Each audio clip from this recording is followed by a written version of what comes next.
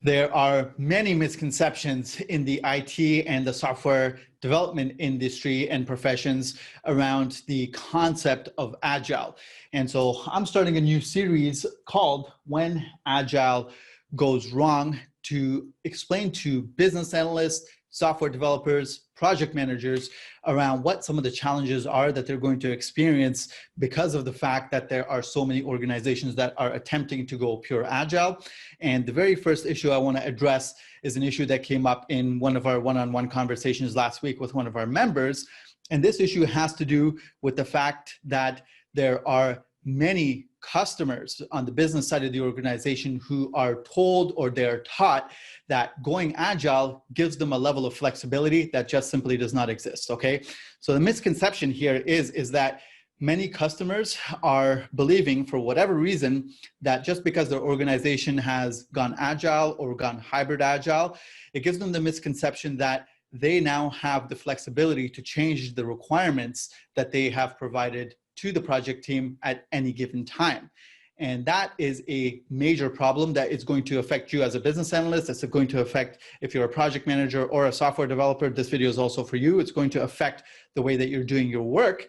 And the concept that you have to learn to be able to overcome this major issue on the projects that you're going to experience is the concept of what I like to call the point of no return.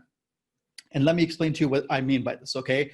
Throughout the solution delivery process across all of the different stages exists, there is a stage of the process where the software development team actually starts to construct based on the requirements and the specifications that the analyst or the product owner or the project manager have provided to the development team, right? So there's been a requirements phase, there's been usually a detailed elaboration of those requirements into functional specifications, and then it kicks into build. Now, the point of no return is the point in the software development process where the requirements that have been provided have to be frozen, okay? Now, when your customer asks you at a certain stage of the project, when a customer says, I know that this is the requirement we talked about, but that now has changed, and because you guys are now Agile, or that we are now all Agile, I expect that change to be fully implemented without any extra time or cost to the project. That is a very fundamental misunderstanding of what Agile is. And unfortunately, it's a very common misunderstanding that exists that's going to create problems for us, right?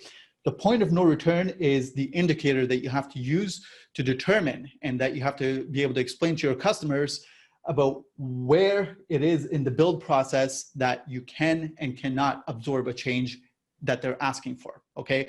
Now, as an analyst, in most times, it's going to be very difficult for you to make the judgment call on where that point of no return is. And so when your customer asks you to implement some sort of a change to an existing requirement that's already in the development process, you have to consult with either with the lead analyst or with the lead developer or with the developer who's actually building that feature into the solution.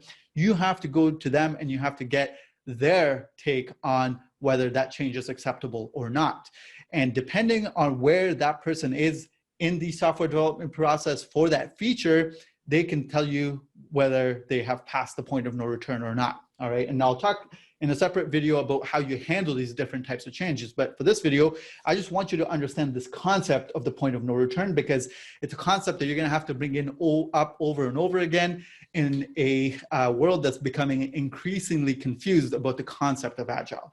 So if your customer asks you for a change, you have to make sure you explain to them that, number one, Mr. or Mrs. Customer, I cannot answer this question without consulting the development team, because there's a certain point in the development process where they have to stop accepting changes. And I have to consult with the dev team to make sure we haven't passed that point yet. Because if we have, unfortunately, this change is either going to, we're gonna have to bear a lot of cost and time constraints or time extensions to the project to do it, or this is a change that we have to implement once that solution, once that feature or requirement has been actually pushed out into the solution. We have to come back and revise it at the next stage of our release, all right? Those are the type of responses that you have to give. But the concept of the point of no return is such that in certain projects, the point of no return is going to be very, very early in the process. So it's very early that the development team has to say, freeze on requirements. We cannot accept any more changes without significant cost or time overruns. On other projects, the point of no return, again, may be way down here. But as an analyst, it can be hard for you to make that judgment call. That's why it's because it's in the build process. This is where the software developers are the experts in this, in what it is that they're building. That's why you have to consult those experts to make sure that you understand whether that point of no return is here or whether it is earlier in the process. And part of what can make things a little bit more complicated even is that the point of no return can shift. So it can be very fluid, and the situation might actually look like this. Imagine you have planned multiple different releases, which is the case in most Agile or hybrid Agile projects. And your point of no return may be very late on that first build that they're doing because they haven't built out a lot of the solutions yet, right? A lot of the major features of the solution haven't yet built out. And so it may be easier for the development team to absorb a change in the first release, right? They can probably even accept a change depending on what the change is very late in the game. But you may have a scenario that with each release, as they start to build and build and build more of the solution and the solution becomes more complex, they have to start becoming more restrictive in the changes that they can absorb into the project as the project starts to go through the different releases and the different build cycles that exist, right? So you might have a situation like this where your point of no return in your first release is very, very late, so they can accept changes well into the development process. But by the time you've hit your third release or your fourth release in the project, you can see that the development team has to put a stop to those requests, those change requests very early in the process. And all the developers are telling you when they put a stop to it is to say, we can't accept it without a formal change request. And that process is a process that we can talk about in a separate video. But for this video, I just want to make sure you understand the concept of the point of no return. You understand how and when you use that concept with your customers and with your developers.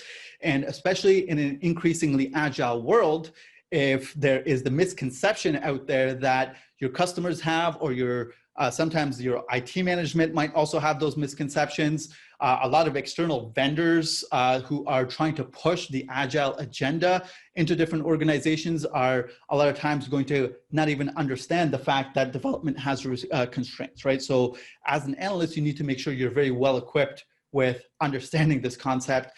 And again, in future videos, I'm going to create a whole series of the major misconceptions that exist out there with respect to Agile, and I'm going to teach you how you should be trying to overcome those misconceptions on the project work that you're on. So I'll leave this one here, but I will see you all on the next video.